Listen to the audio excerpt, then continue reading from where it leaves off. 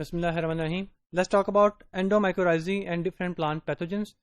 Not only bacteria can live inside the tissue of the plants as endophytes, but there are so many different types of fungi which can also survive inside the plant tissue, and they can work in association with the plants. They get benefit from the plants, their host, and they can also provide some benefits to their host plant. Now, this association of fungi, endophytic fungi, can be found in very different varieties of plants, from grasses to higher plants as well. Now, the fungal hyphae, it penetrates the plant cells, and where different types of structures can be made depending on the plant and depending on the endophytic fungi. It can cause swelling or development of coils or small branches as well. Vesicles and arbuscles can also be created, which are basically remnant structures remnants of a tree. Hyphae होते हैं उसके, वो उस plant cell में फैल जाते हैं. So it can appear as a small tree or something like that, all because the fungi is invading the tissues and the cells of the plant. So depending on the species of the fungi and the species of the host plant, the structures can vary. This association is basically a beneficial association, either for one of the partners, and sometimes for both of the partners as well, for fungi and for the plants as well. In exchange for energy derived from the plant, the fungus may enhance the supply of the nutrients to the plant. The fungus can help the plant to gain more nutrients from the soil in response to of getting certain nutrients and shelter from the plant. And in certain dry conditions, this fungus can also help the plant to uptake the water from the soil. So not only the plant itself is trying to get water from the soil, but the fungus attached with this plant is also helping the plant to get water, especially in dry conditions. Moreover, some endophytic fungi has also been found to help the plant to protect the plant against different types of diseases through different mechanisms. So again, a beneficial association. Now, obviously, when we talk about endophytes and endophytic fungi, many of those are pathogens as well, and they can cause different diseases when they invade plant.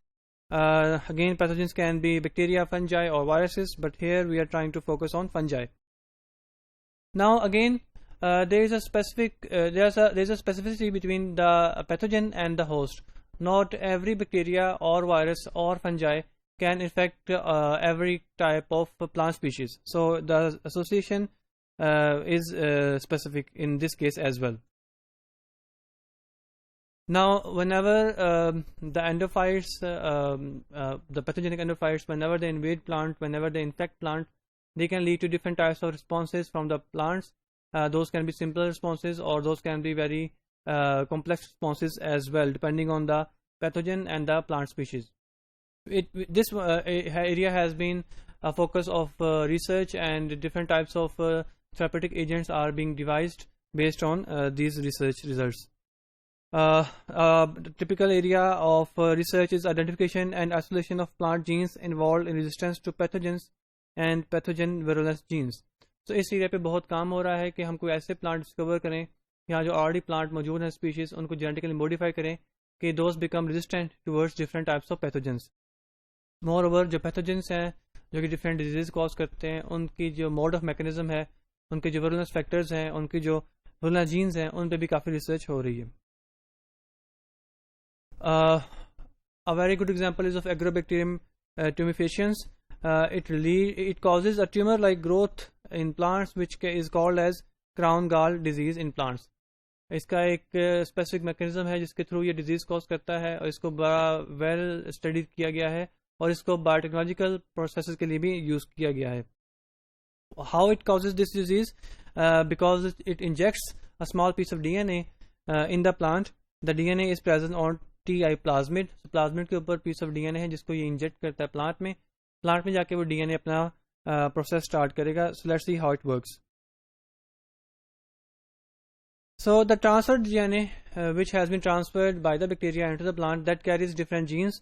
One set of genes is for opines, which encourage the bacteria to grow and further invade the plant, and the other set of genes is basically related to plant growth hormones, especially auxin and other such hormones, which help the plant to grow and to help the plant to undergo cell division.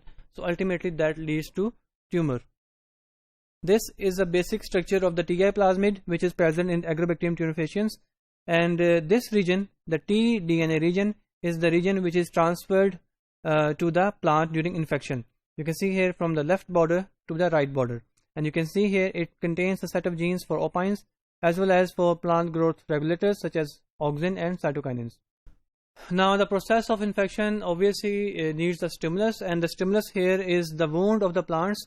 You can see here there are certain exudates which are released from the wounds of the plants, and the bacteria are attracted towards those areas, agrobacterium tumefaciens, and then it starts transferring the piece of DNA to the plant cell. The virulent genes are activated in response to these exudates from the plant wounds, and as these virulent genes are activated, they create a nick on the left and right borders of the TI plasmid, and thus the region of the DNA, the tDNA, is transferred to the plant cells.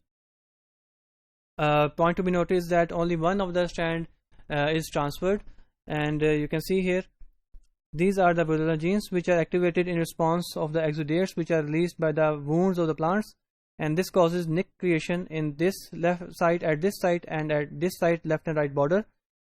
These nicks lead to the release of a single strand from here. That single strand can be transferred to the plant cells. The single strand is then transferred to the plant cells obviously through the wound site, and it reaches the plant nucleus, and in the nucleus this single strand is then converted into double-stranded form, and this double-stranded form then undergoes recombination with the plant genome and is ultimately integrated into the plant genome.